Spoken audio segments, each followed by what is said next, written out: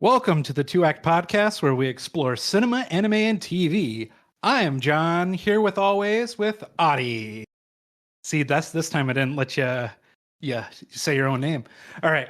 So this week we're gonna do Sweeney Todd, the Demon Barber of Fleet Street, and if you want to stick around, we're also gonna review Robert Eggers' Nosferatu 2024. So I got a little intro prepared. Tim Burton's gothic style and haunting narrative bring to life a tale of vengeance and tragedy in Victorian London. Sweeney Todd, an English barber, seeks revenge on Judge Turpin, played by Alan Rickman, for the wrongful imprisonment and the theft of his wife. Spoilers for Sweeney Todd 2007. Adi, what was your opening thoughts of Sweeney Todd? Is that meant to be an impression of the British accent? Not at all. No. I would say something like, bloody hell and oi, it's Tuesday, isn't it? Yeah, in it is quite popular there. Yeah. Is Sweeney Todd, right? So I'm gonna start off by addressing the elephant in the room, and that is, I'm not really a musical guy. So I don't really watch a lot of musicals. I don't have a problem with it. It's just not my go-to genre to enjoy entertainment on screen. Mhm. But there have been two vivid experiences I've had with musicals that really fucked me up emotionally. One was watching this French musical called Umbrellas of Cherbourg when I was in film school. And that was like a romantic tragedy, and that was really depressing. And I had no idea musicals could be like really depressing as fuck. And then obviously, La La Land is the other one that I've only seen once. I think I'll probably never see again, but that wrecked me as well. Another like modern contemporary musical that I thought was excellent. So it's not like I hate them or anything. But musicals tend to be like fleeting and really, larger than life and over the top, Mhm. and quite common, more jovial, more jolly, and more uplifting. But with Sweeney Todd, it's an interesting one. It's more of a revenge musical, isn't it? Mhm. So That it I is. quite enjoyed it for the duration. I thought that it's a it's a fascinating adaptation of a very successful stage play by Stephen Sondheim, if I'm not mistaken, if I got the name Mhm. right. Uh, it's Tim Burton, so with Tim Burton, he's always got these trademark signature style with everything he does. You got a great cast of actors with Johnny Depp. You got Harry Potter Alumni. alumni of cast. You Yep. got Alan Rickman, Timothy Spall, Helena Bonham Carter. I mean, Mhm. it's peppered with some really great performances, like Sacha Baron Cohen. I thought was Which really funny was kind of as strange. Pirelli. It was Yeah, it was strange. Yeah. there's even if for like a split second, so at time code 3829, Anthony Head even shows up, and he was in Repo Genetic Opera, the other thing that I was thinking about recommending, but I decided on this, Right. which it was Mm. uncredited as a man on the street that congratulates Todd after his shaving. The introductions, like I said, it was kind of funny because Right. he's like the starring role, and I know that guy can sing. He would have been great. That's interesting because I had absolutely no recollection of that encounter, but that's good to Yeah, know. It's it's a. I fun fact. noticed that I've seen this movie like 400 times, and I was like, shit, I know that guy. Yeah, it's like right after the Yeah. Sasha Baron Cohen scene, like after he kicks his All ass. right. Okay. Maybe you'll come back to me, but I Mhm. remember that sequence. Yeah. I Oh mean, yeah, it's yeah. Everybody probably one remembers of the that. most memorable parts in the opening half of the film. Hmm. But I guess the film really begins with Sweeney Todd coming back to the UK, back to Yeah, London yeah. as a He prisoner was from uh, Australia. Australia, yeah. Turpin put him in jail because he was like, okay, now I'm gonna, slide in with his girl while he's gone.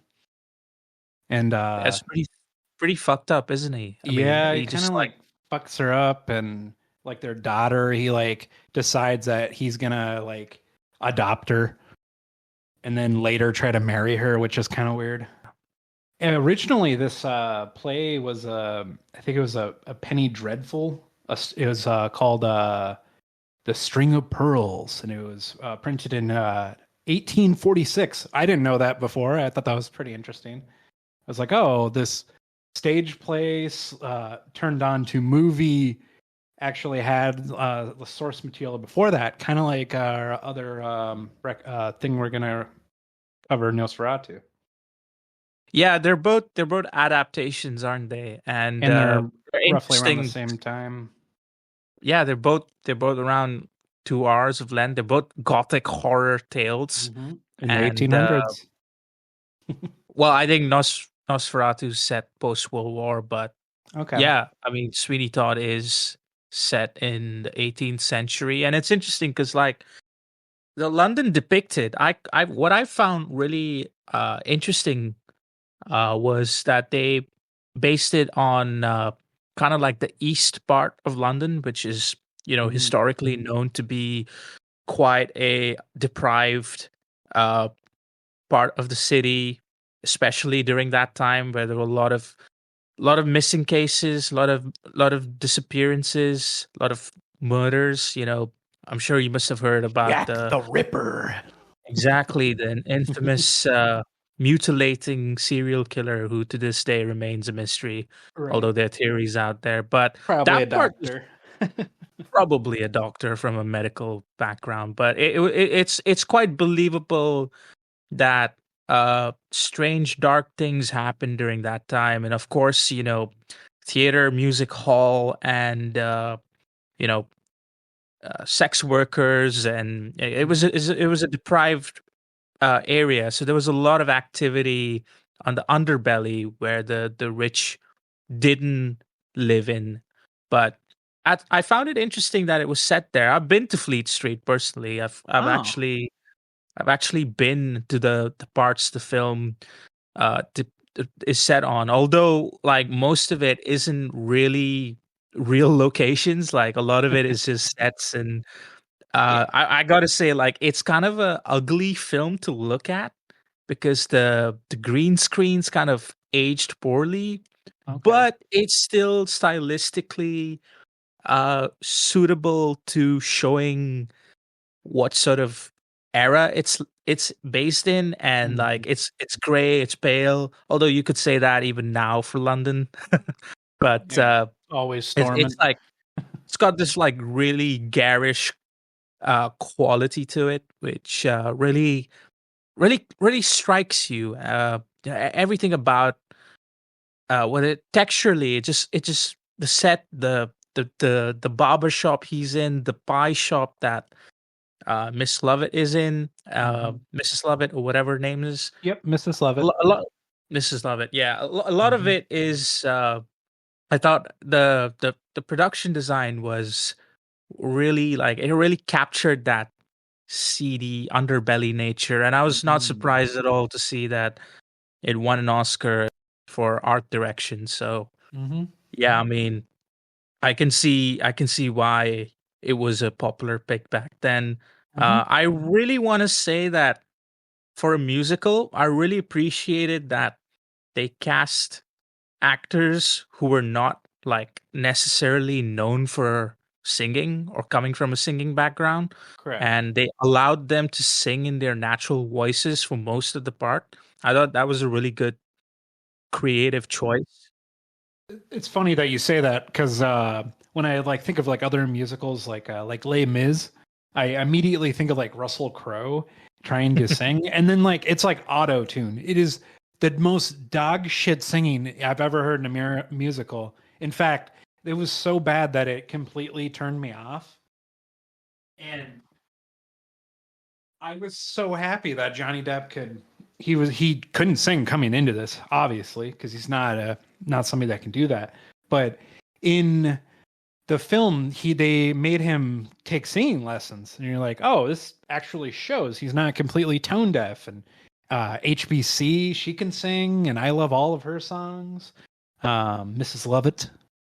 It's And actually quite controversial because I was reading Depp was the only actor who didn't have to audition for the role. 'Cause everyone else had to apparently the playwright even of the play was really picky and really uh really he wanted to make sure everyone attached to this was perfect.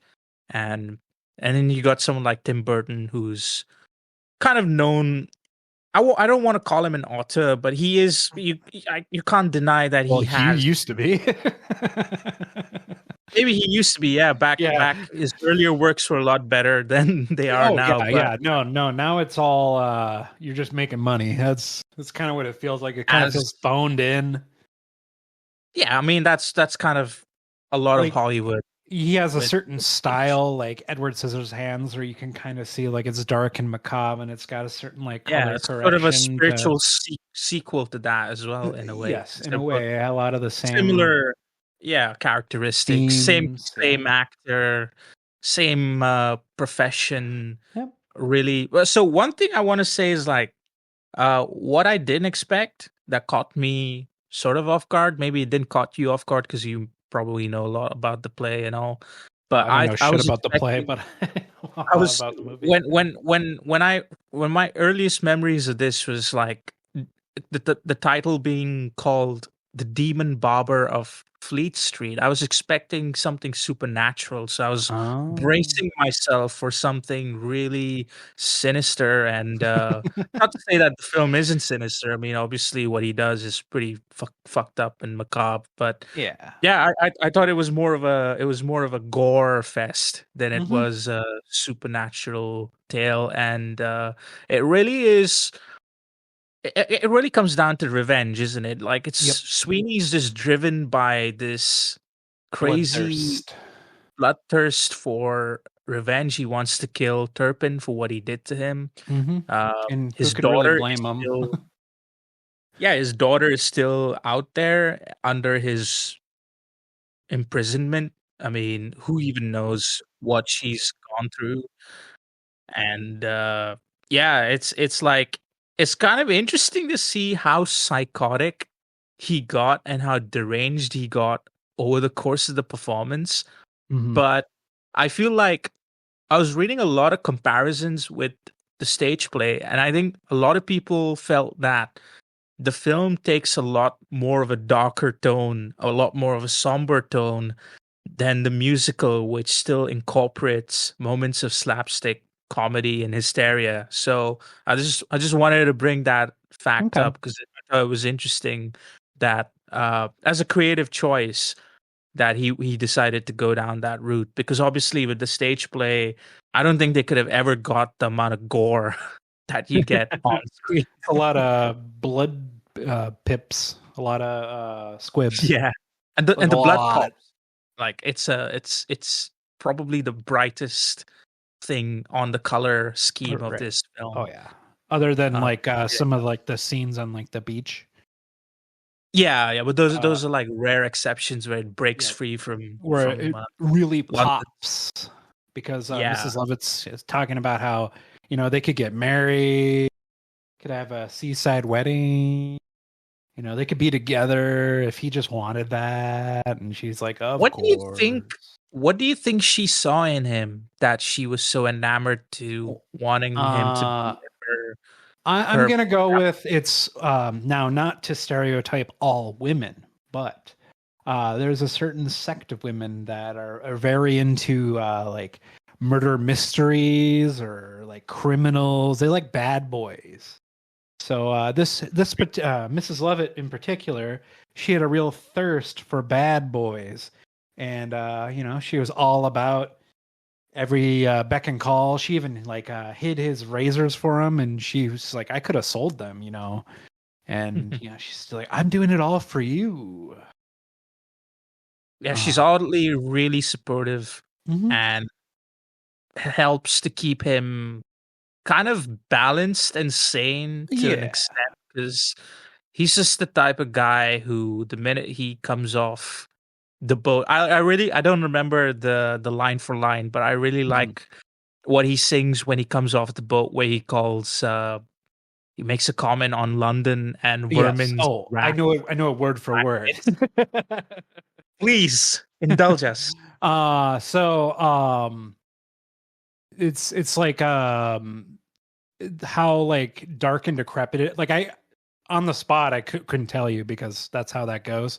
But it's like um it's a world that's black, and it's a big black pit, and the people are full of vermin. They're full of shit, and like that part of the movie is like my favorite part, because when this movie came out, I was at the right age, and I was a very edgy teenager. I was like, "Oh, this is awesome! He's killing people, and he's talking about how everybody's shit." I'm like, I'm loving this, and they all deserve to die, and I'm just like, just Nihilist. I'm full resonating with this, because being a moody teenager and nobody understands you, and you just wish all your enemies would just die in a bloody display, and some of that stuff almost got me in trouble, but it is what it is. Oh, Yeah, I'd be surprised if you didn't get in trouble for some of that. yeah, it was like a teacher was like, John, you gotta chill out, and I was like, all right, you really killed my like my mood, but I understand. I will stop saying crazy shit for a little bit.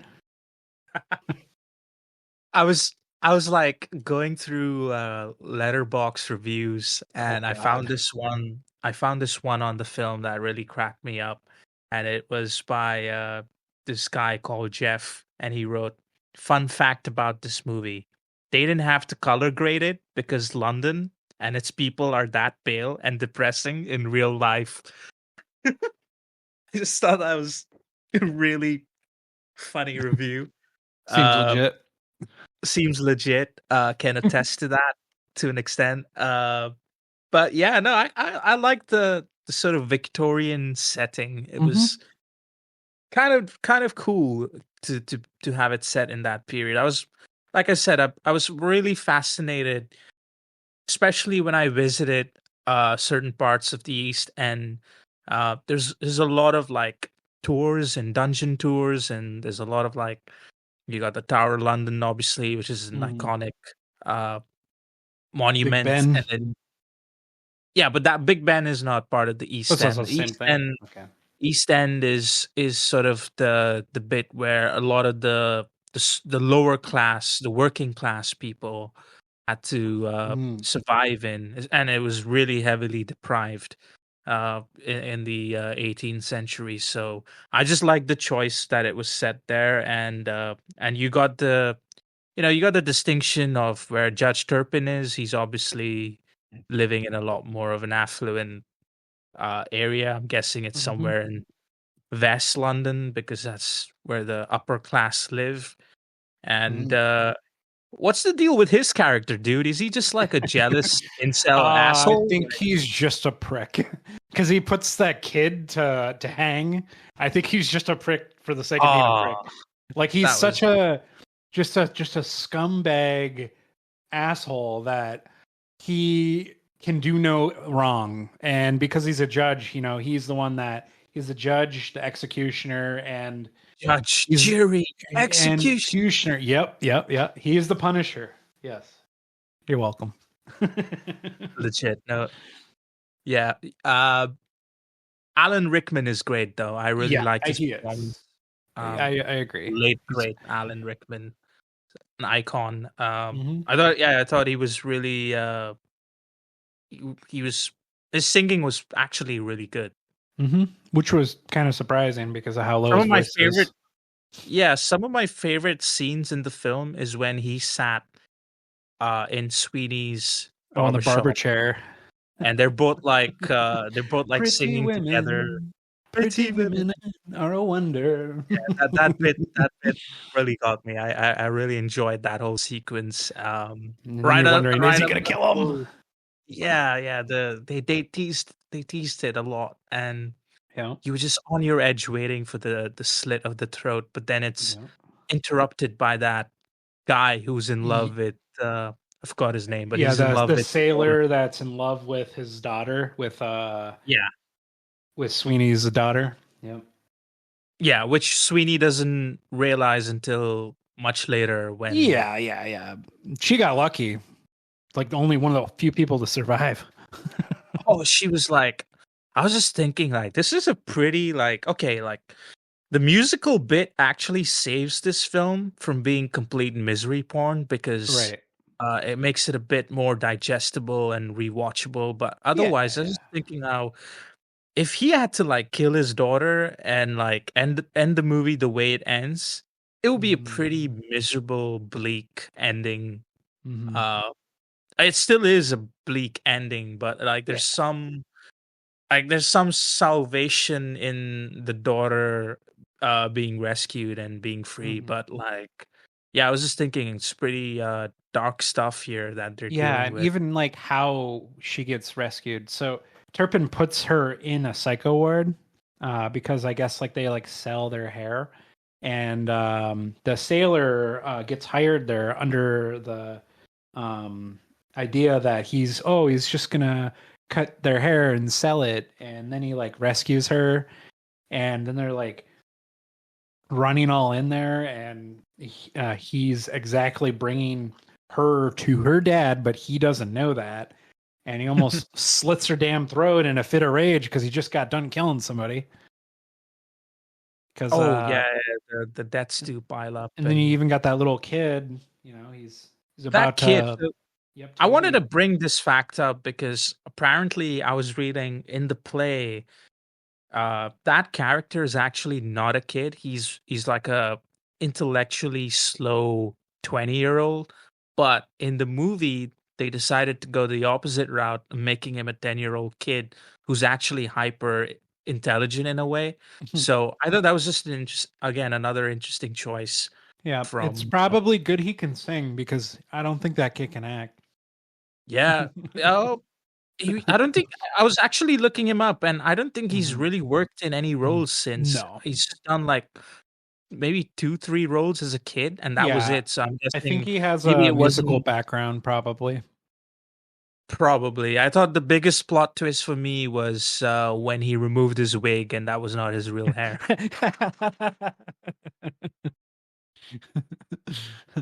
You want to buy it for a penny?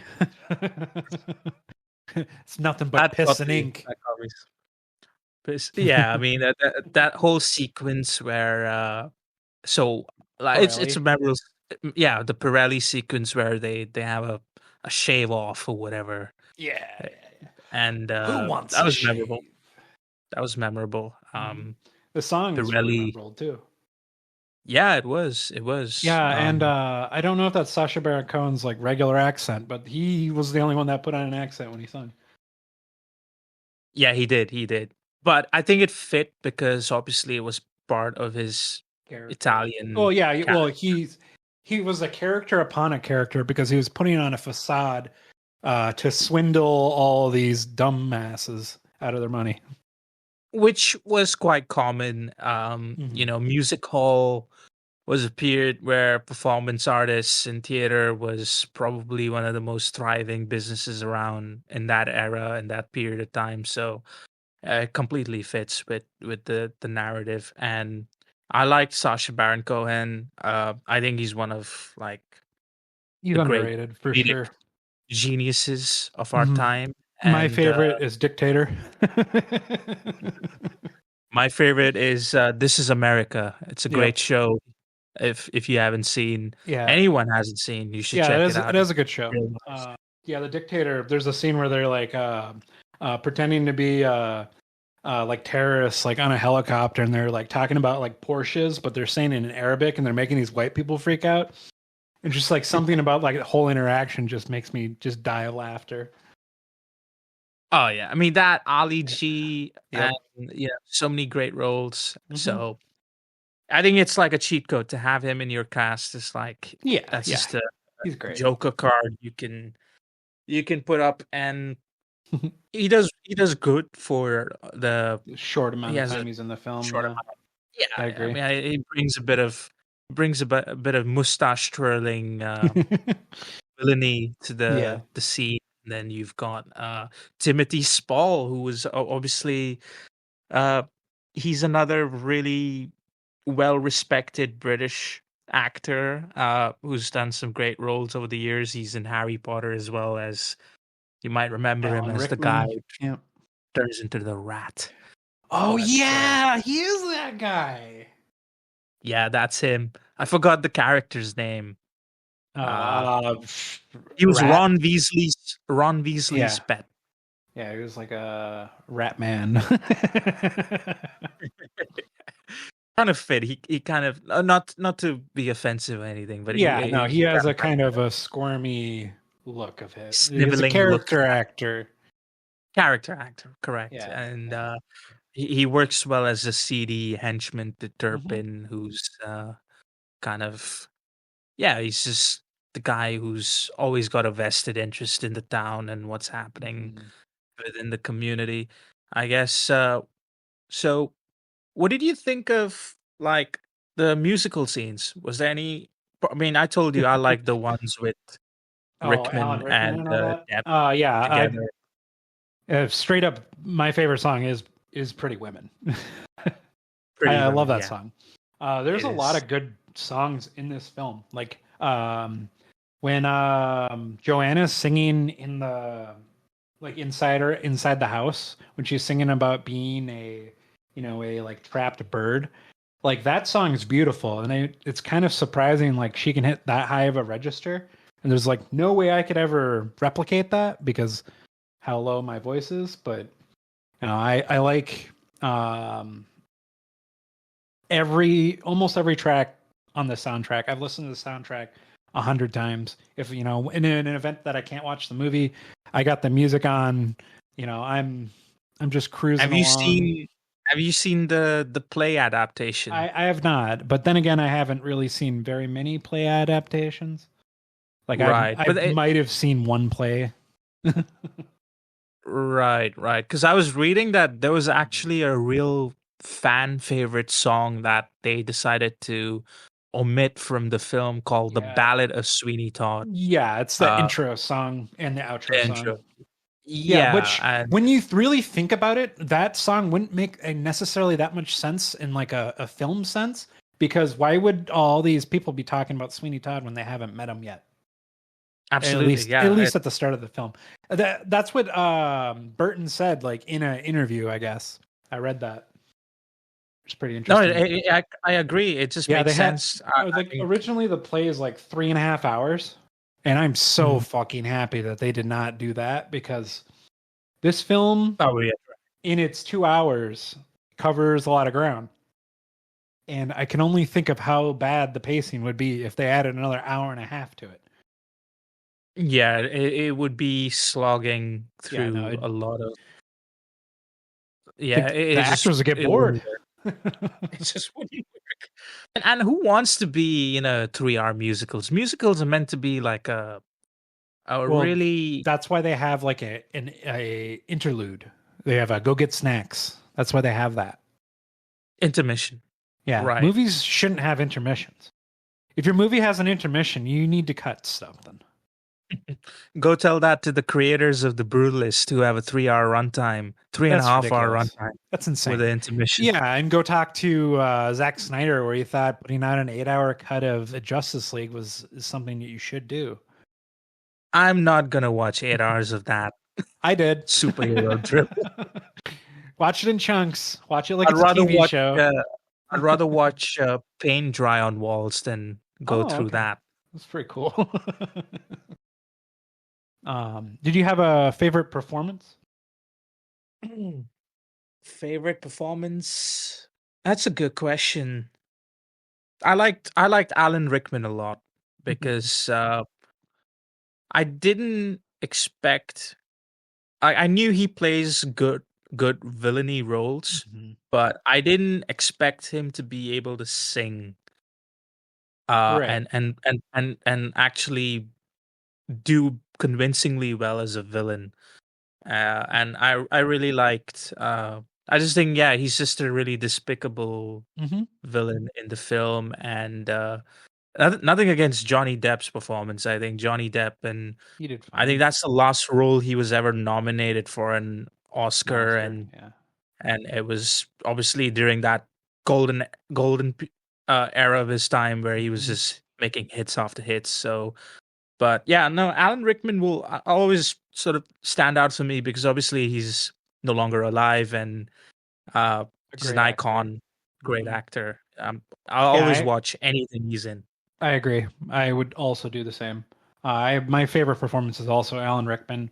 I fucking hate his character. And something I have said many times on this podcast, if I hate your Hmm. fucking character, you're doing a bang up job of being a great villain. Alan Rickman as the great Judge Turpin, who I always mispronounce for whatever reason. I always want to say Tobin, but that's not it. He's so detestable in the scene where he sentences a child to be hung. Like, I guess that's a bit of the comedy that you get from the play. Like, it's something so like horrific you wouldn't. The only thing you can do is laugh. Yeah, it's kind of like this unease where you know that it's hysterically crazy, that the only reaction you have is laughter, but not in the innocent sense, but just like as a reaction Mm-hmm. to what's happening, which is just borderline crazy and hysterical. So I like that scene where he just like he tells the sailor to come in, and then he threatens him, but like he shows him like he actually shows him how he's a really educated guy, that Mm-hmm. he has all this great collection of literature from around the world, and he's knowledgeable, and he knows about life not just in the place where he's from, but he knows what it's like to travel the world, but Yep, he's yet well he traveled. chooses to be a despicable asshole. So it was great that yeah, that's just who he is, and Mm-hmm. it's kind of paranoia in a way, because yeah, he's a super paranoid guy. Even even getting a shave is something he needs to be convinced of, and it's even when he's getting a shave, he's really doubtful, and he's just, yeah, it's a really standout performance, and Yeah, his shit I don't think, stink. yeah, and I must say, they obviously, I knew he would get killed, but Right. I liked that they stretched it from He didn't die in the first 30 minutes. You're like, the fuck do we do with the rest of this movie? I mean, who knows? I had no idea. I thought, Oh, because we I've seen it this cook time, right? people into meat pies for the rest of the film.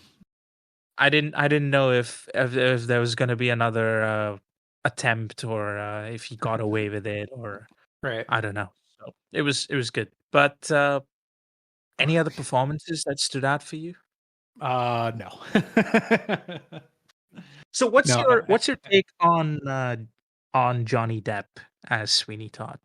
I love him. I didn't watch the play. I have nothing to compare it to. He's the image of the movie. He's the what you think of when you think of Sweeney Todd, at least when he comes to this film. It's the I don't think like his performance is like anything like amazing Oscar worthy or anything, but I feel like he's doing an okay job. He's doing all right. I like the costume design. I like the way that his blades look. I like his slow breach into full insanity.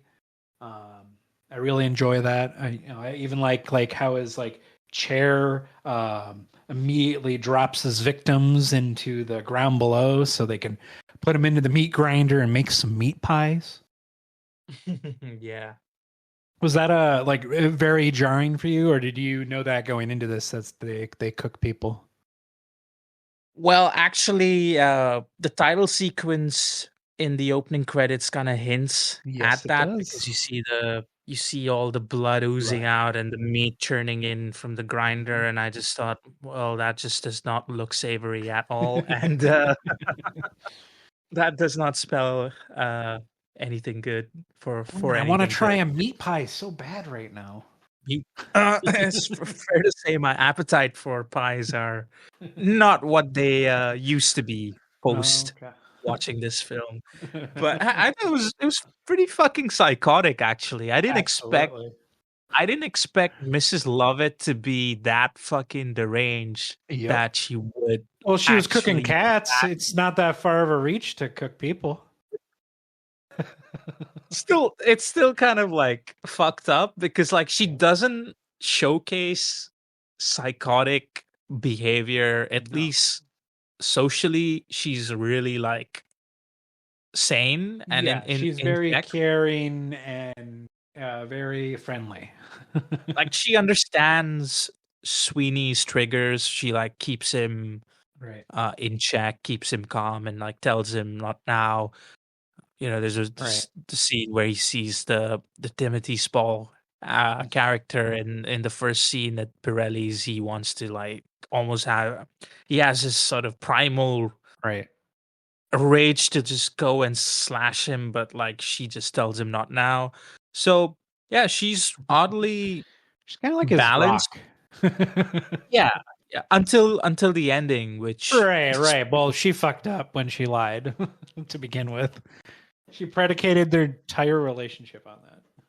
oh yeah, it came to like a bit of a crazy end. But I want to say like one thing I really like. I was like what had me like what the fuck was like the tramp in the earlier scene who tells the sailor when the sailor asks Yep. her, well, he gives her a coin and asks her who lives there, and then she says it's Joanna. Like I didn't really Yep. make much of that at the first instance because I was like, sure, I mean it's just a tramp who may know about who lives there or whatever. But holy shit, I had no idea Yeah. that she would turn out to be Sweeney's wife. Yep. And oh, it's just gut wrenching to see Yep. Poor Mrs. Barker. see her get killed by Sweeney because he just thinks Right. she's just another Why did a she wannabe. say, "Don't I know you, Mister"? Huh. That And is then he also has that realization. And then she's like, "No, I didn't lie to you. I said she took the poison, but I didn't say she died. I no."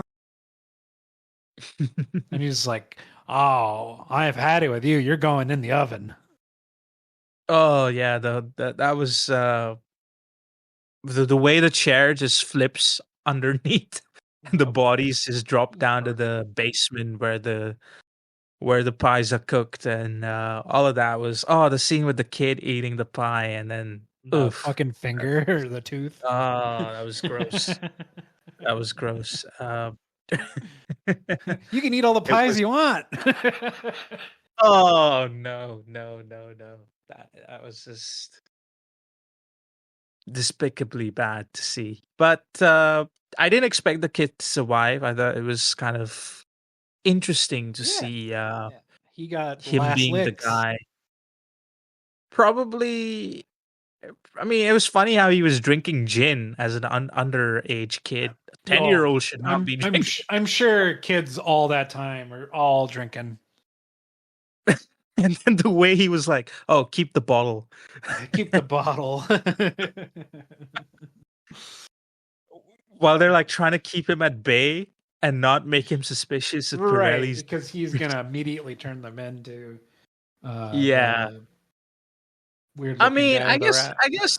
I guess the film has a lot of commentary on like revenge and it has a lot of Yeah, commentary on letting go and how anger and revenge can consume you and obviously definitely. Sweeney it's not the story takes place over a course of time of his return in London. It's not that he's only there for a day or two and everything unravels. But it's interesting because you get to see that he does kind of have this sort of makeshift family that he recreates with Mrs. Lovett and the kid uh Mhm. Tobias and he could have he could have just been happy and continued living that way and perhaps found a way to get some closure, but you just know that his character was just completely consumed by rage and revenge, to the point where it literally led to him killing his own loved ones for it, and he was Yep. completely unrecognizable by the end with the amount of blood on his hands. And yeah, I thought it was interesting that the descent into madness was really captured in the course of this performance, all Yep. while you had musical scenes Yeah, playing here and there. exactly. How you can kind of make it fancify the level of brutality. Yeah, there's the context that I really like about this film is that there's a line that when they start deciding to make people out of the pies or make pies into the people or however that goes. So to create meat pies out of Todd's victims was a genius way to get rid of the bodies. Sure. But what it says in the context is that you're feeding the masses the worst of the worst. The criminals, the what have you, or really anybody that kind of gives Todd the side eye. It's another film where you can eat the rich, but this one takes it literally. Like I really like that. Yeah, it does. In a really cannibal, yeah, grotesque a real way. Hannibal Lecter way. So there was one thing that I really want to talk to you about. Did you notice like the sound mixing at all? Like was there you have any issues with it? The sound mixing. Like No, not like the songs are louder than the talking parts. not really. Not on a. You It didn't really didn't. notice that? Okay. Nothing. Nothing So really that. I don't know if it But was you bring our to my attention if I did miss shit something. sound station system that we had back in the early 2000s, but the only nitpick I have with this film is that at least in my experience, the film was so poorly mixed that you'd have to like turn it up when they're whispering because we were playing it on speakers when we weren't playing on like headphones. And not only will you wake up all the dogs in the neighborhood the second it goes into a musical number, you'll also notice that because your parents will start yelling at you to turn it down because this particular film is something what I've coined the Sweeney Todd syndrome in how the whispering parts are so quiet and the songs are so loud. At least in my experience.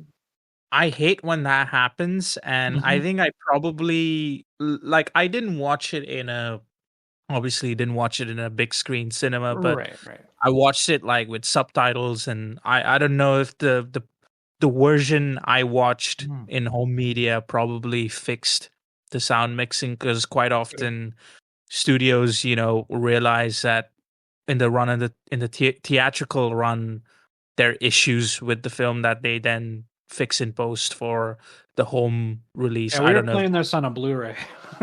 Okay, all right, but that's interesting. I do want to say that it does bring up a lot of like there's like this pattern of instances where I feel like there's a lot of mumbling that happens. Yeah. And not just in I'm not you know pointing Sweeney Todd. I'm just saying films in recent memory. I've noticed like I've had a harder time with the way sound mixing is done. Something is weird about it, and I don't know if like I'm making this up or if because I did read yesterday that 70% of Americans prefer using subtitles now in viewing habits, just because they want to pick up on every detail and piece of dialogue, and also they feel that it's harder to like actually understand what's happening because sound mixing can be off quite often with stuff that gets released today. So I think it's interesting that it persists, and For me, as an American, I'll speak for all Americans. We're too busy on our phones, so that's why we're going to forget things and put subtitles on. I particularly put subtitles on because I watch a lot of foreign stuff. That's a good reason, right? And so the subtitle thing, yeah, I think that's just being a distracted thing. I think it's just another way to read exactly what you just heard because of like short attention spans and the TikTok generation. I think True, that true, and it says a lot though about our viewing habits and how Mhm. if you're watching at home and you got Mhm. your phone in one hand, you're just never going to be engaged Well, in that's why I call it like a second monitor type of deal. mm, When sometimes I'll passively watch something. Obviously, I'm not going to passively watch something that we're going to record for the pod because that would be disingenuous to anybody that's listening to our conversation. But I'll put, on Electric Boogaloo, Call of Duty, Super Shooter 2 or whatever on the second monitor, and I'm not paying attention to that shit. But maybe an explosion looks cool, and maybe I'm looking over, and maybe I'll have the subtitles on because I wasn't really paying attention to the story because I don't think the story was really that good. or it's just something, or it's just a film that you've seen so many times that Yeah. you're comfortable watching Mhm. passively in the background, and Oh, definitely. it's just something. I mean, that's always valid enough as Hmm. well. But yeah, it's interesting. I don't know uh, what Oscars has it uh won apart from. I think I know I Yeah, mentioned it for art sure and won that art direction in 2008. It did yeah, get nominated for a couple other ones, but I didn't write them yeah. down. Depp was nominated for best actor. So yeah, Yeah. it won best art direction, Yeah, but it I was think it was nominated. it was a really crowded year, I'm sure.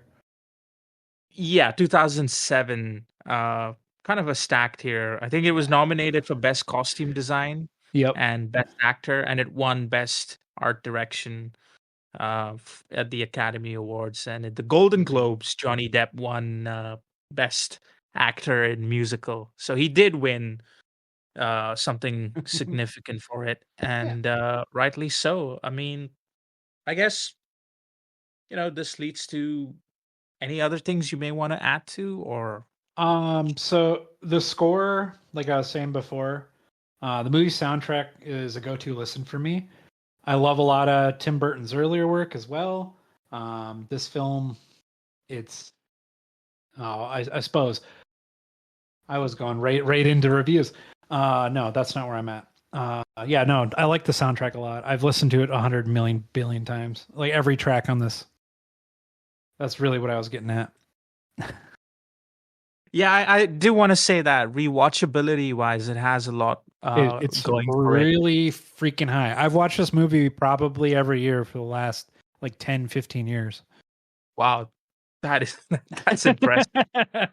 Not 15 because it hasn't been quite that many, but yeah, I've between this and Repo Genetic Opera, directed by Darren Lynn Bozeman, I've watched both of those movies once, twice a year. Just because they're Right. musical movies, you can passively watch them. You can introduce them to people that might have not have seen them, and you can say, "Hey, I know you don't really like musicals, but this is a really good hang. This has some good stuff in it." Absolutely. As a Yeah. person who's not necessarily always into musicals, Mhm. I can vouch and attest to Yeah, that. That there's some it parts you can was pick and jive with for sure. yeah. There's something in there to appreciate, regardless of Absolutely. whether you vibe with the music or not. I still like the scene with Johnny Depp and Alan Rickman singing Women" when Pretty he has women. Yeah, I do that yeah. to my girlfriend a lot. I just like if I'm just like in the shower, I'm just like pretty women. She's like, "Shut up. Pretty women are a wonder."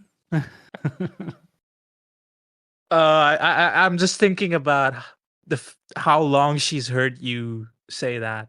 Oh yeah, a Since lot. it She's for like, "You like know any of the rest of the song?" And I'm like, "Nope." yeah, it's got this like prose, but it's Yeah. still it's still singing, but it can come across as prose, but in a Mhm. really melodic sort of symphony Yeah, of they music that did a comes out. whole orchestra for this film. It I'm not definitely surprised. shows. It I'm not definitely surprised. shows. Yeah, no, they that's where all the money went is the music. And it should have for sure. And I'm sure paying Johnny Depp. Oh yeah, he must have earned a Yeah, they huge had payday for they had this. a crazy budget, but they made probably triple that easy just on box office. Oh yeah, I And mean, it's how much? it's already in cult classic like territory. I'm just checking. So it grossed. It had a budget of $50 million, which well, that maybe could equate to 100 million in today's day, but Right. it's still a pretty decent budget, and it Hmm. grossed over 153 million Yep. in the overall box office. So yeah, it was a success. I'm And sure it was a then success in the UK. streaming and Blu-rays and all that shit afterwards. Everything else is just icing on the cake. Yeah, I mean it received critical acclaim and Yeah. is assessed as one of the greatest musical films of the 21st century. So yeah, it has a lot going for it, and I think it'll still be remembered, and people will still. I mean, I Mhm. think it's definitely Tim Burton's one of his better works. Yeah. That From what he's currently made, I think this is probably his last great work. yeah, yeah. I Yeah, mean, I let's face it. can After say that, he that hasn't. with 100% confidence because I've seen the slop that he's put out. Oh yeah, And yeah. I I'll mean, watch it still because it has a name on it, but still. I haven't watched Beetlejuice yet. You can't make me do it. no, it works. It's a gothic musical slasher film, Yeah. and it completely works. I'm surprised because Steven Sondheim is notoriously was not easy to negotiate with, and he wasn't willing to give a lot of filmmakers the rights to make it into a film. So the fact that he was convinced and got Burton's got the approval to give to Burton was itself is quite a thing to say. I mean, living authors and playwrights will always never give away unless if it's money, but if it's personal, they'll always want to make sure it's given to the right creatives to adapt. So I think with this case, it just works, and it's written by John Logan, who Yep. he's also known to write some really big films. He's written some of the the James Bond films like Mhm. Skyfall. He's done Hugo with Scorsese. Worked with Ridley Scott. So yeah, it's just I thought the combination is good overall. I just think like visually it feels a bit aged. I just think the CGI that they used at that time was not so great, and I can it tell would be you. Then it looked great. I mean, it's CGI has evolved so much, but Right, right. I don't really look at it for that though. But I think the practical Mhm. sets work better. The Mhm. sequences with practical sets work better when it's indoors, Right. um, because you just get a lot more from the props. But the scenes where they try to like show you London from outskirts, from the exteriors, some of the shots were a bit dodgy. But Okay. overall, that's just a minor nitpick. But yeah, is there anything else you Nope. want to go into, Nope. or should I'm we go ready to into? go into the rating if you are. Great. Do you want to, or should Hell I? yeah. I'll do it. Okay, all Um right. so which I found out I was actually trying to read earlier. Um so I love a lot of Tim Burton's earlier work. I like Edward Scissorhands. I like The Nightmare Before Christmas, another musical.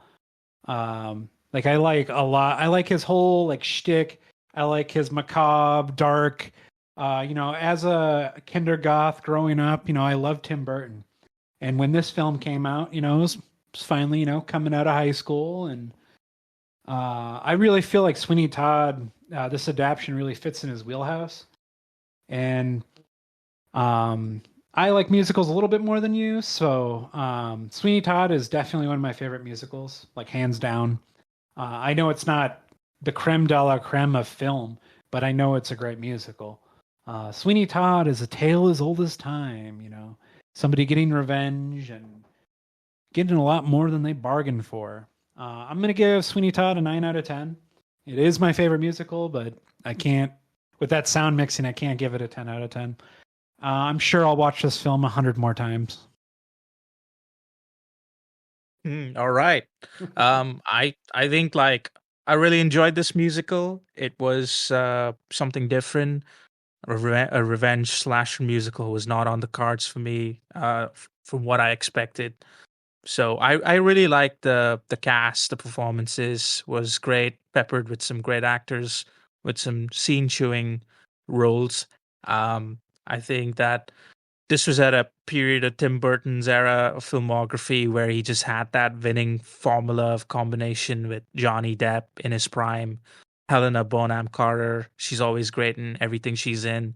So the cast really carries a lot with the film. I like that it was naturally sung in their own original voices because it puts me off when I watch musicals that are, 1 minute people talking in their normal voices, and in the next minute they're just singing an auto tune, like you mentioned earlier. Oh, It really puts me off. So I'm glad that they trusted the actors' talents and abilities to sing, despite not necessarily coming from a singing background. Mhm. And yeah, there's some unhinged shit in it that just got me, that I just like. That just was like deliriously fucking hysterical. I would say like it has a lot of rewatchability. I can see myself watching it again sometime. I just think like some of the aesthetic is kind of ugly and really garish, and the green screen in some scenes is just a personal opinion of mine that I personally feel hasn't aged as well as some of the other films. But that being said, I'm still gonna give it a favorable review. I'll give it an 8 out of 10. Woo! Yeah. So I think you I did that think for me. perfect. Perfect. John's gonna fucking leave the podcast, but I don't give it a favorable. No. No, no. Yeah, we I, can. I, I, I knew you were dreading if I would like it or not. Oh no, I was just Suspecting. whatever. I knew it wasn't gonna be like another callback. No, no. Another what Sweeney Todd at least has a narrative you can follow. Another is a kind of a parody. But I guess Unintentional parody. unintentional parody, yeah. But I guess this is a good time to segue into our second half of the review. So we don't normally review two films, but we decided to do this because they're both uh similar genres. They're both gothic horror tales, classic narratives. So for their second review, I'm gonna give you an introduction. We're gonna be reviewing Robert Eggers' is new film adaptation of Nosferatu, based on the novel, the classic novel from Bram Stoker. It's a remake of the film that came out in the 90, I think it was in the 19th century. It was a silent film. 1922 is a German 19, film. yeah, German expressionist film, also called Nosferatu by Murnau. And it was actually, fun fact, it was actually an unauthorized adaptation. So they didn't have the rights to make it into a film when they did it. And they actually won a lawsuit and had to destroy all copies, but some survived. So yeah, it's a film starring Lily Rose Depp, Bill Skarsgård as Count Olok, uh, Aaron Taylor Johnson, Emma Holy shit! Corrin, I just and realized both these movies are Johnny Nicholas Depp Who. related. Yeah, they're both. Yeah, we got another similar theme. You got literally Johnny Depp's daughter in this, making. I think it's got to be like the first big Yeah, feature film she's a model. she's great in this, by the way. But Mm. we'll go to opening thoughts. What did you think of Nosferatu? Because Okay. this was one of my most anticipated horror movies Oh. for the year, Whew. for So 2024. the first thing I thought was, please don't be black and white. Please don't be black and white. Please don't be black and white. Because I know Robert Eggers, he did a black and white film recently, so I'm just like, please don't be black and white. Please don't be black and white. Like I'd stomach through it, but I'm just like, please. And I don't think I would have enjoyed it as much if it was. It's just not into black and white. Well, yeah, like see, That's going to be the thing I'm going to be focusing on like the whole time. Like I haven't seen The Lighthouse yet. I'm sure I'd like it because I like a Defoe. But Oh, it's just black and white. It's something about it. It's just it really like jars me. Like there's a reason why I haven't finished Ed Wood. Like it's just like black and white. It's just black. I don't think I can. right. I don't think I could do it. I think I was almost disappearing into your train of thought, into the black and white. But Yep. what did you think of it, apart from it not entirely being in black and white? Well, I thought it was pretty good.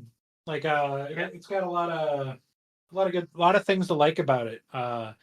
There's no way in hell I'm gonna watch a 1922 silent film. Like, don't get me wrong, Adi.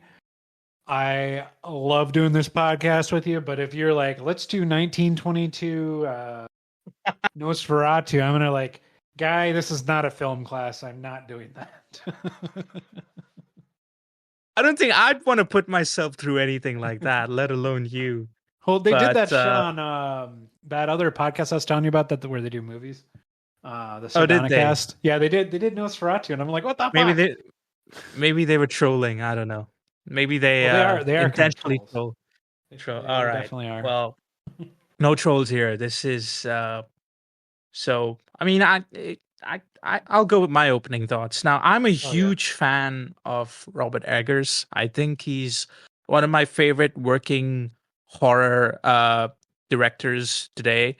The Lighthouse is one of my favorite horror films to come out in the last decade. It's just hilariously amazing. It's like a fever dream of a movie. Even The Northman, for all its studio compromises, still had like Eggers' DNA all over it. But here's the thing. This film feels like the first time I'm watching an Eggers film where his voice doesn't fully break through. There's almost a reverential hesitation to it. As he's wearing like, it's almost like, I can't put my finger to it, but it seems like he's kind of restrained by the weight of the legacy of what he's adapting. Because It's an Nosferatu has adaptation and this, not an original work. yeah, because if you look at his earlier works like The Witch, which is I like great. that. I think that's the only other one I've seen. Yeah, well, this is his fourth movie, but the Witch was amazing. The Lighthouse, I think, is still his best film. Okay. And then you've got Northman, which is kind of like a Nordic, Like a Scandinavian Viking movie. revenge. Yeah, it's like a Viking revenge movie. Okay. It had issues with the studio, but Nosferatu really is like his passion project. This is something he was really waiting to adapt. And you can see that he does a great job with the attention to detail that goes in creating this world. He's known to be a guy who creates stories in certain periods of time, and you just get lost in the world that he builds in. But I feel like Nosferatu has this fascinating tension between the old and the new, between Eggers' vision and the deep rooted expectations of what a Nosferatu film has to be. At times you can feel him like pulling against the walls of the story, wanting to reinvent it, but then like a vampire bound to its coffin, he's trapped by the iconography, by the necessary beats that any adaptation of Nosferatu or Dracula has to hit. Yep. It's this sort of push and pull that makes the film intriguing but also frustrating for me. Okay. And that's where something like, I think of like films that have been adapted by classic literary texts. Like, I don't know if you've seen Greta Gerwig's Little Women, but that comes to mind. No. It's like another film that is one of the most adapted stories of all time and completely reimagined. She completely reimagined its structure while still being reverent to the text. It felt alive, like it was in conversation with all the versions that came before it. But with Nosferatu, on the other hand, it almost feels too careful, too beholden to the past to fully recontextualize its source material. It's not that Eggers doesn't attempt to put his stamp on it.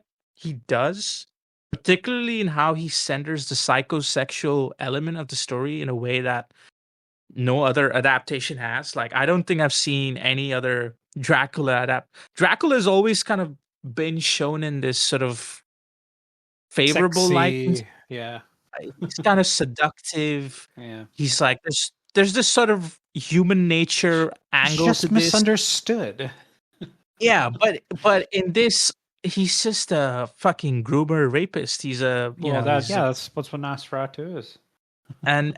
Ellen here isn't just but this is what I like though. Ellen here, played by Lily Rose Depp, she just isn't the passive victim. She beckons on Orlok. She summons him. It's this unnerving push and pull between desire and horror and Victorian repression and female agency. Like, the film wants to be those things, but weirdly enough, for a story built on tension, lust, fear, it feels chilly, strangely chaste.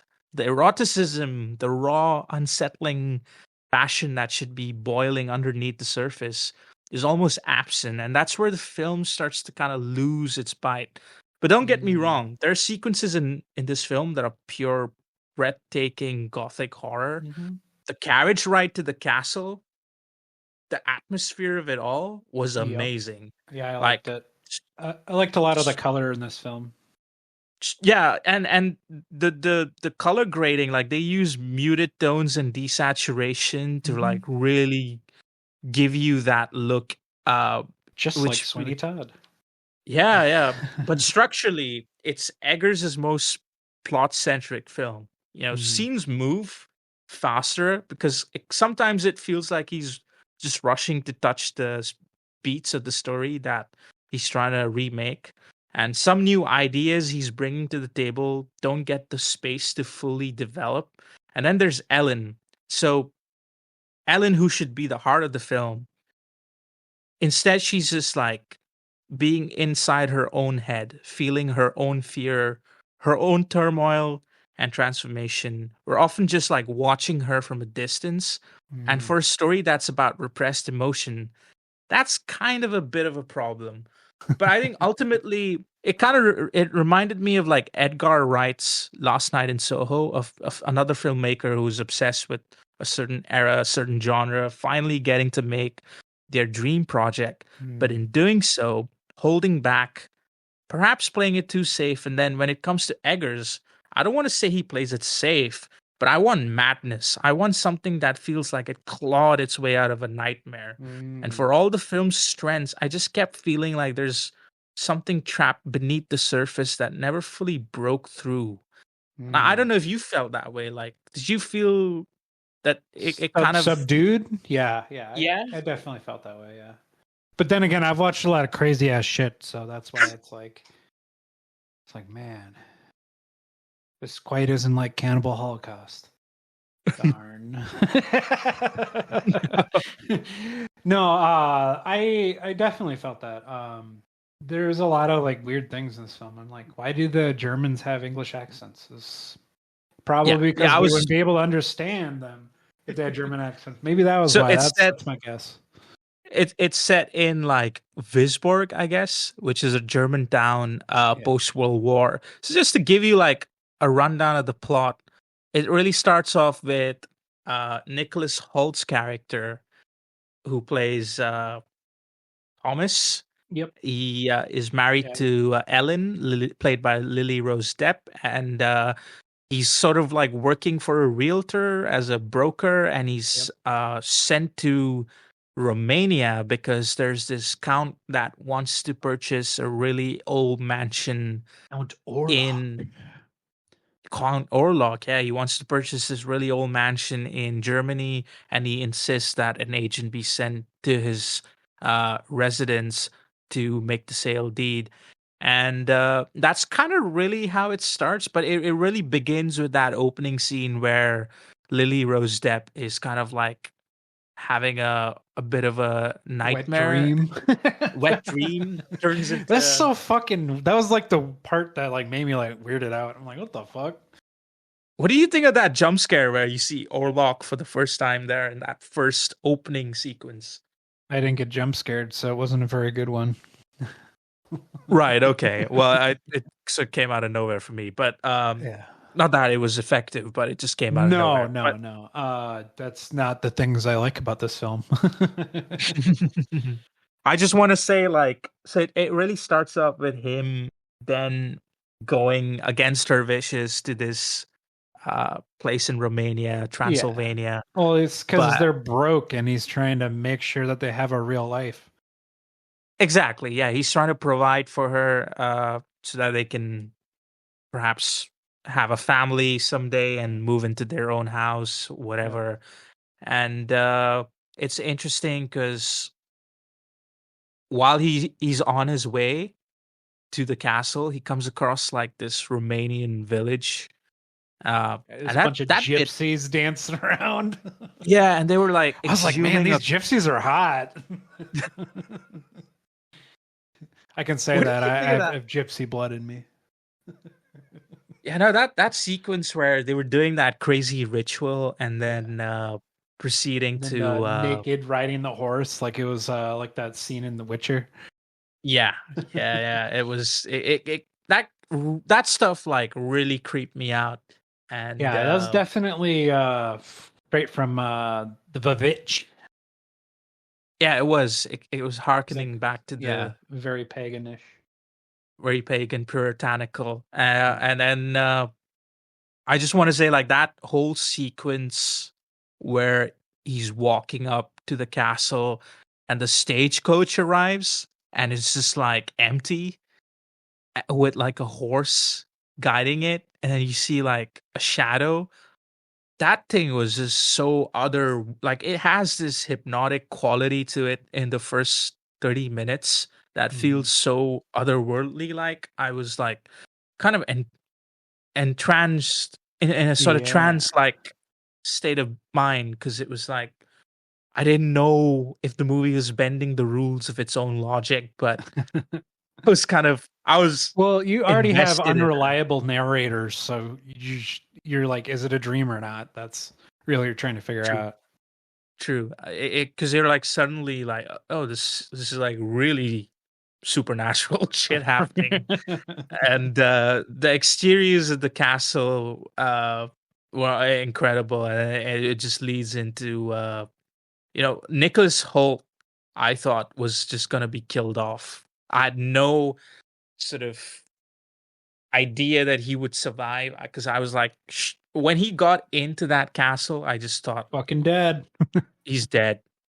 But but that's a memorable scene because that's the first time we encounter Orlok, and let's just say, like, at least for me, Bill Skarsgård, Yeah, uh, great job. completely unrecognizable. Yeah, Completely unrecognizable. unrecognizable. I'm sure that the perspective they shot it in, they made him look even taller. He's 6'4", Yeah, and they made him look like 10 feet tall. yeah, And yeah. then They like did. his inflection in his voice was so much lower you couldn't even recognize him. It was great. It was Oh, excellent. the It's the voice, best part of the the deep, film. the deep voice. I think he did some Mongolian singing Yeah. practice that allowed him to get that level, but his voice is so deep, so unrecognizable. I mean, Glad they his had entire like, subtitles. yeah, same. I mean, I would heavily recommend you do, because without that, I just think you're gonna Well, miss they out have on. him hard printed in the print of the film for his Yeah, at least his lines. yeah, because he's speaking in a There's sort of no thick way. Romanian, Yeah. Transylvanian accent, but his voice is so deep. I had no idea that you could achieve that with Right. vocal training. I mean, it's pretty incredible what he does. He's a And goat. then, like, yeah, he's just we gotta make a strong case here for him being one of the best horror actors in our generation. Hmm. Like I agree. Pennywise the Clown. He was amazing in Barbarian, which we reviewed. Like, Hmm. s- had a bit of a misdirection there. Didn't expect him to be killed off. Spoilers, but yeah, here he is as as the Count. Countdown. But Yep. what did you think of this adaptation of uh the Count? Because I know Dracula is, Yeah, again, we've Dracula's discussed like how. is a lot different, but yeah. Um, I think it's great. Makes him look unworldly.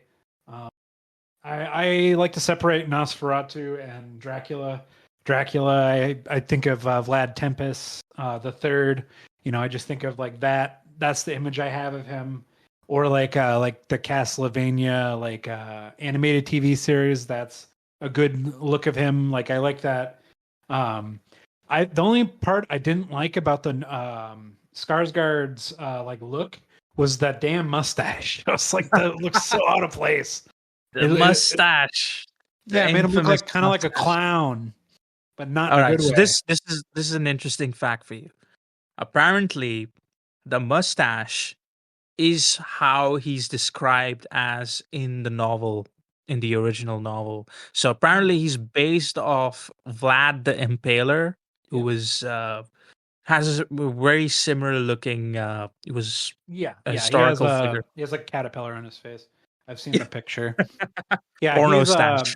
yeah. The reason why Dracula exists is because he's the son of a man named Dracul, and Dracula just means it's like son of the dragon, because the dragon is like a order, it's order of the dragon. That's where Dracula comes from. Right. Yeah. And I know this because of Cradle of Filth. but like with mythology around this, I think the Dracula was, or like the Count was supposed to be a 15th century dragon rider who gets cursed, Okay. something like that. And that's kind of like the origins of his character, and he gets cursed by a few demons where he needs to be, where he'll always be dead and alive in the area that he's buried in and cannot be out in daylight. So that's like the early lore. And I think like Eggers does a lot of like, you can see like he's the attention to detail is there. Like everything from the production design is incredible. Cinematography, like I said, using desaturation and muted tones with special filters with the carriage sequence is incredible. The costume and makeup, you got like Great. some really really traditional Transylvanian look, which is true to the novel. So I think like technically I can't like fault with this film. It's like flawless in what it manages to achieve with its craft. I just feel like the story perhaps is like a bit too mechanical at a point after that 30-minute all mark. the beats. Yep. Yeah. Yeah, I thought I wish it was funny that it took like an hour for William to Photoshop. I'm like, what the fuck? I thought Defoe was in this movie. Where the fuck is he? Defoe just does Defoe stuff, doesn't he? Yeah, he's just defying the whole movie by not being in it until the halfway point. Yeah, he plays this sort of like a doctor, kind of. He's sort of a Swiss professor who's outcasted because of his interests in the alchemy and the occult and using leeches. And he's consulted by the doctors to Dr. Sievers to sort of treat Ellen, who's she's like bound to bed because of the craving that Orlok is giving her. Yeah, Orlok is kind of molesting her in a psychosexual way because she's psychic and she's more as a in child tune with like psychic stuff. Yeah, I just want to say like Lily Rose Depp is fucking astonishing as Ellen. I thought she captured like the tension. The only part I didn't like was I liked and I didn't like at the same time is like the possession scenes. Like they kind of reminded me a little bit of The Exorcist, but some of it got over the top to like a point where it was like unintentionally funny.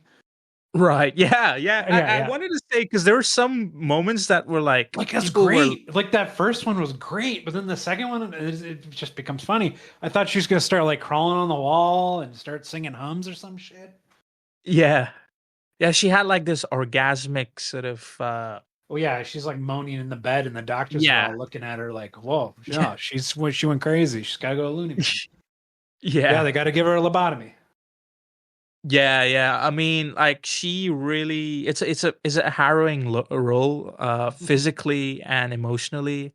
And I just thought like, Well, I, Reagan I I love the ruined her fact body that forever. maybe, I mean, like it's the way she contorts her body, and Mhm. like some of the scenes are like really testing. And I just think like if you read briefly about her character in other adaptations, she's not really given her character Ellen isn't really given much of a role in all the past adaptations. But I really Right. like the choice that Eggers takes by giving her more agency, even Mhm. giving Nicholas Holt more agency. He's not Mhm. just, even though he's the best damsel in distress, and he's like He's the princess. horrified and yeah, and he's completely, yeah, powerless, and the Right.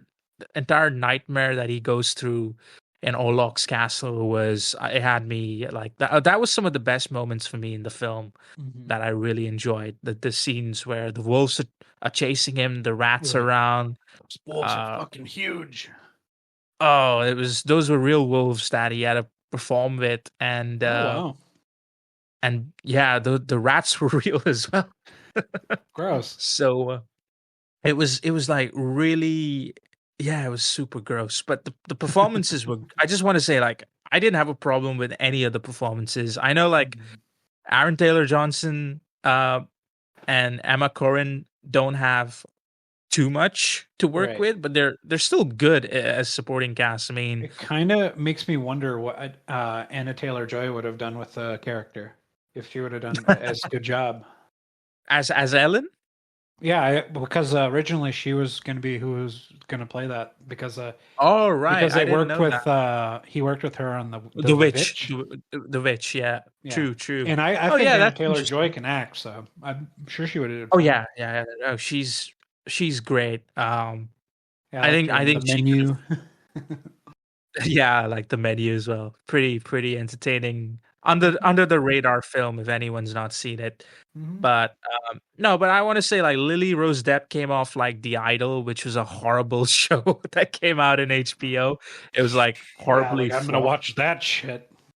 No, but I'm just saying, like, it was like for her to go from something that poor in terms of quality that she had to work in, and then He's got a good I, agent. I'm just glad like she could like get this role and prove that she's actually talented and she can Right. act, and she does a great job in this film. Mm. I just wish like there are moments where she doesn't like there's chunks in the early first 40 minutes that she's not in, Hmm. which I didn't like. I didn't like also the bits where she was like in the background or in a sort of possessed state. I Yeah. feel like her character's influence is deeply missed until the ending, Mm. which is obviously really tragic. But Right.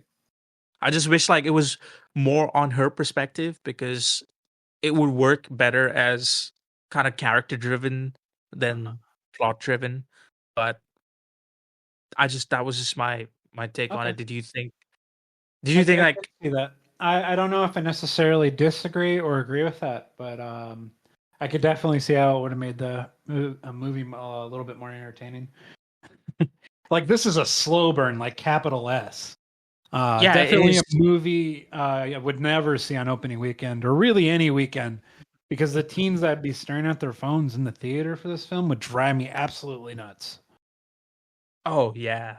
I mean, I think the performances would look great on the big screen, but Yeah, who I yeah. mean, the Not movie worth it. going. No, absolutely.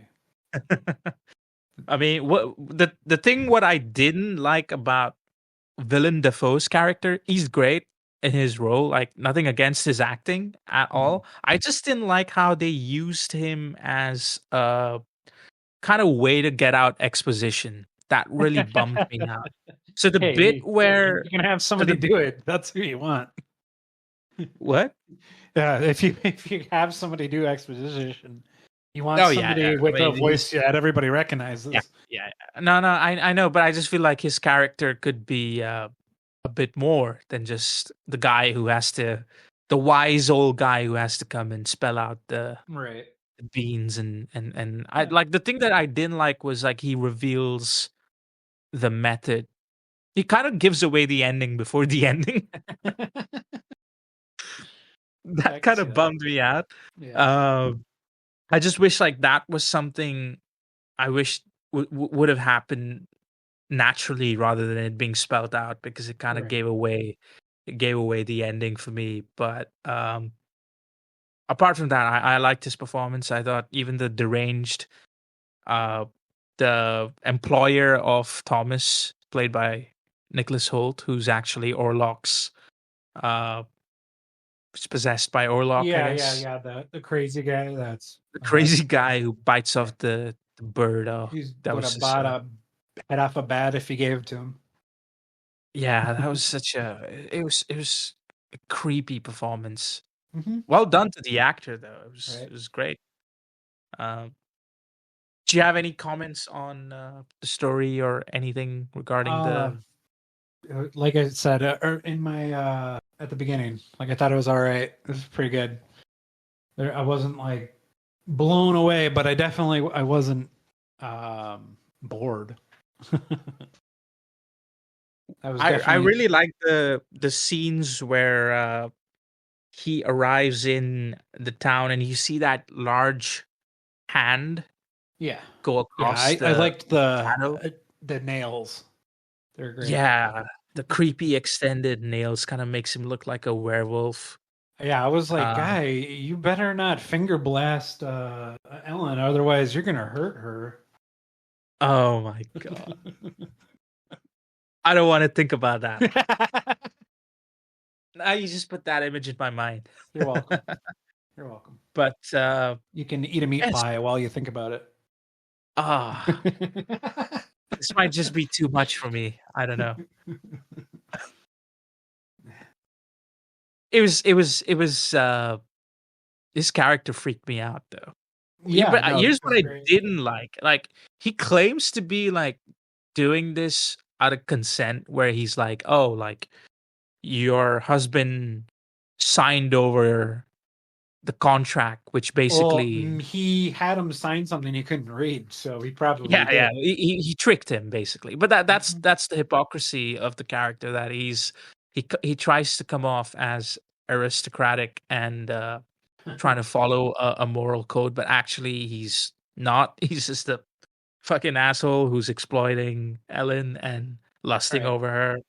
And I think it's interesting because unlike previous films on the Count or the Dracula or like Nosferatu, I think this is like not erotic at all. It's actually very anti-erotic in a way. I just thought that was an interesting like subtext Yeah. about the film, which also goes in line with Eggers's commentary on female agency, like how women in that era were meant to be seen but not heard, that sexuality was something to be stifled with, and it has some good layered themes that did come across for me, but I'm just not sure if the plot really like does like there's something about it that just doesn't hit in terms of Mm, like making me feel engaged with the horror bits of the yeah, film. I can see that. But Like jump scares didn't do anything for me, so. yeah, I mean, Like I you're like the the look horror. of the design of the creature. That's yeah, like I Yeah, said. you're the horror connoisseurs, so Yeah. you can say more about like Yeah. the So scares and so like Bill Skarsgård carrying this movie on his back as hard as he can, your mileage may vary. yeah, absolutely. Uh, it's a shame because it's such a great sort of performance. They Well, you know they tease the whole face reveal for so long in the marketing of right. the film. Yeah, I have a strong feeling that we'll never get a Nosferatu like like remake cover, whatever you want to call it, adaptation that's at least this decent. I'm sure if anybody else tries to do it, it will be a hodgepodge of studio notes and a Yeah. PG-13 rating, and yeah, like it. Yeah, you can There's a you can lot of bad definitely say, Dracula movies, is what I'm saying. yeah, There's a lot of absolutely. bad ones. It's the most adapted character in literary history, like in Yeah, literary yeah, text. you got the on Sesame Street, you got the count. SpongeBob. Yep. So it's again it's a tough challenge because it's like you're trying to do something new, but at the same time you You're want trying to to make it respect something everybody recognizes. recognizes and you wanna and it's like that's again that's not a criticism to Eggers. I think he does add a lot to it. Like I said, with making Ellen's character have more agency, really the attention with the aesthetic technically it's flawless. But I just think like there's something that doesn't really get me in terms of like I wish it was more from the characters that I could get and less from the plot. It just felt Mhm. at a point too mechanical and like too much of like we need to hit certain beats of the story to get to Right. the ending. But the ending, I did find the ending to be quite affecting. Mhm. I don't know if you had the same reaction, but That was all were right. you like, I what was your take on the ending? thought it was all right. I wasn't Yeah. upset. I wasn't I didn't want more. I just wanted the fucking movie to end at that point. So there are good slow burn movies. Like I can think of a couple off the top of my head where I would go, I'd watch that again. But you got to be necessarily the right mood. But I feel like this is slow burn, but there isn't any good reason. So you think it could have been leaner I and think it could have. more action I think it driven? could have been leaner. Yes. Yeah, Especially I if you're agree gonna with go in that. a new direction, you definitely could have. Tighten here, little cut here, little. So Not the thing I necessarily. love about like his other works, particularly The Lighthouse, is The Lighthouse is nowhere as long as this. This is obviously Holy a lot, shit! I might watch it now. and The Lighthouse is a lot more of a psychological horror of isolation, and it's got these really great references to lore and like Greek lore, and it's just it's so good, the 2 performances, and if you see, it's all from a character's point of view. It's from Robert Pattinson's character's point of view, and he's seeing things that are strange in Okay. that island, in that lighthouse. And the same can be said about The Witch. Everything is set from the main protagonist's point of view. I think this, even The Northman, which is, a Viking story Hmm. is set around the protagonist who wants to get revenge.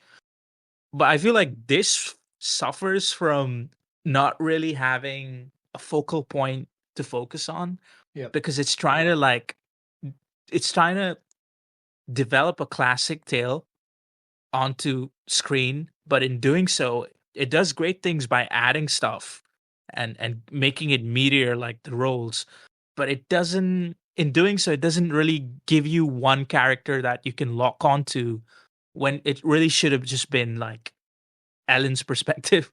All And I right. just wanted something weirder and more like crazier. Right. And But I can see that. I agree.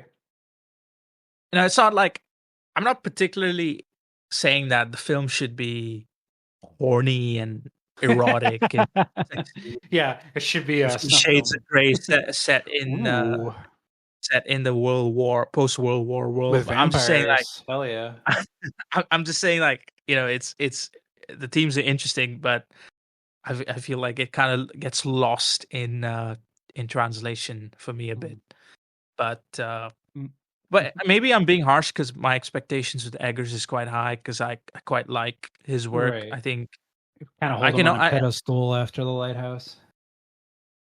not only the Lighthouse, even the Okay. Witch is great. The Yeah. Northman, there were some issues with the studio that Yeah. compromised the They vision. fought with them. Got it.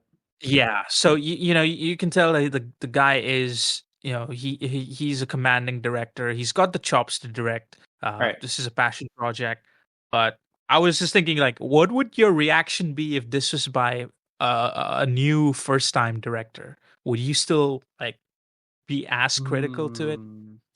I feel like a first time director, I feel like they would phone it in way harder because they want more work. Hmm. They want to make at least their money back. I don't think they're Yeah. going to take a lot of risks unless they're like an independent film director before that. Like if this is their first feature, they might take Yeah. it safe. There are a lot of film directors that do that just to Safer get than that even check. this. Exactly. Yeah. Mm. That's why Yeah, because they're Disney's always trying to, get those Taika Waititis while they can. And then yeah, when it's they make funny the as sequel, then it's like, now you're just phoning it in.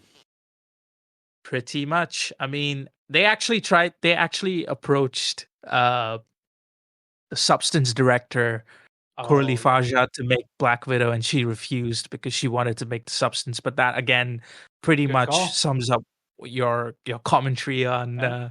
indie directors and first time directors really taking risks. And I think hopefully that continues to be the trend with Yep. the films we see coming I out. That agree. I they'll want always more be that crazy way. ass movies like The Substance. That movie was great. It really was. But coming back to this, I guess we'll just go into final thoughts then, because Okay. I think we've Right pretty much before that, covered. I know you like to do this. Do you think this is going to win any awards? Oh yeah, we forgot to talk about that. Yeah. So yeah, um, I think when I first saw the nominations that this film received, I was a bit surprised that it didn't get anything significant like the big awards, All right. like best. I don't think it got best picture. I don't think it got nominated for. I think personally, it will win for the crafts. Right. I I agree. can see it winning. So this is the nominations it received. It got best cinematography, it got best costume design, it got nominated for best production design, and it got nominated for best makeup and hairstyling. I give Uh, makeup I as just long want as to the say, like, substance isn't the same. makeup makeup is stacked this year. Yeah. Oh my god! The Like, substance better win that, or I'm gonna riot. the makeup category and costume. Holy, it's so stacked. Got the different man, you got like the substance. It's like, yeah, this film, I think like it will win. I can see it winning for crafts. Um, I can't see it sweeping every award. I No, think it'll no. probably win. It'll probably win something like makeup or costume design. Right. And I think it'll still be a strong contender for production design and cinematography, but it could miss out on both Right. those categories. I wouldn't be surprised if it didn't win any of those two, but I It can ain't see it winning for having a better writing, that's for sure. yeah, but I can see it having a better chance winning costume design and makeup, and that like I said, the nominations reflect what my thoughts were, that technically it's flawless because it's been nominated for all the crafts, but Yep. something about the writing just doesn't come across. The directing didn't get nominated. It didn't get nominated for Best Picture. None of Right. the actors got nominated for it, but it's still a good film. And I, Mhm. I just want to say, like, maybe my anticipation for it was a bit too high. We had like a everyone was hyped about this. It was like the last film to come out, Yeah, no, literally on I was Christmas Day. definitely intrigued. I was like, I'm never gonna watch the 1922 silent film. You got to be fucking Oh, drunk if you're gonna get me to watch that. that film is it's kind of like slapstick in a way. It's So probably it's borderline lost media. They had to burn all those copies. pretty much. I mean, this had the potential to be an all timer, but I think it just kind of it sort of settles before it takes Right. that Yeah. daring step to be more. But yeah, I guess we can go to final thoughts. All right. You can Unless you go want to add first. something else. I have nothing else Should to I go add. first? Yep. You go first. Yeah, sure, sure. So like I said, I think like there's some tension between recontextualizing old material with new. I think Eggers, you can see the passion in the film. There's stuff that he adds that works. Uh, Technically, this is a beautiful film. Um, few films that have come out in the year that I can really look at and say, "Wow, this is great!" In great cinematography, production design, costume and makeup and stuff like that. But I feel the story misses. It didn't really give me the horror that I was expecting. I liked the performances a lot, and I want to say like Lily Rose Depp is great in this. I loved her work here. Bill Skarsgård is an all timer. He's gonna be an all timer by the end of his career when it comes to horror work because he just continues his hot winning streak, playing the best horror characters in recent memory, and he's completely unrecognizable as Orlok. His voice work, the the physicality of his performance is incredible, really chilling. Um, the supporting cast do a decent enough job. I particularly liked Nicholas Holt. I just feel like the film is a bit too plot centric. It's something about that doesn't really work for me. I just wish it was a bit more character driven and it had a bit more of the madness of the horror. Um, but that being said, it has some interesting themes to say about uh, psychosexual subtext and women's agency and repression and sexuality and desire and Orlok is not by any means a character to be celebrated. He's pretty despicable. So overall, I really like the way the film was directed, but I didn't like the way it was written. I wish there was something more to it. I'm just gonna settle for a 7 out of 10. Well said. I'd like to echo a lot of other things you said, although I'm not going to talk that long because it's not my style. So if you like slow burn, it's probably a good one to put on if you're feeling that kind of mood. It's got some great shots. It's got some great performances. It's got some great scenes. After the 1 hour mark, I was kind of more locked in to watch the movie. I was more what's going to happen and all that. It takes a bit to get started. It's really slow start. I'll also give this a 7 out of 10. Yeah, I think that's it. Adi, do you have a recommendation for next time? I don't, but you know what? We'll keep it a surprise. Ooh, surprise again! Ooh, we might do another double episode. We'll see. I know it's been a while. Sorry about that, and also sorry, I'm sick as hell.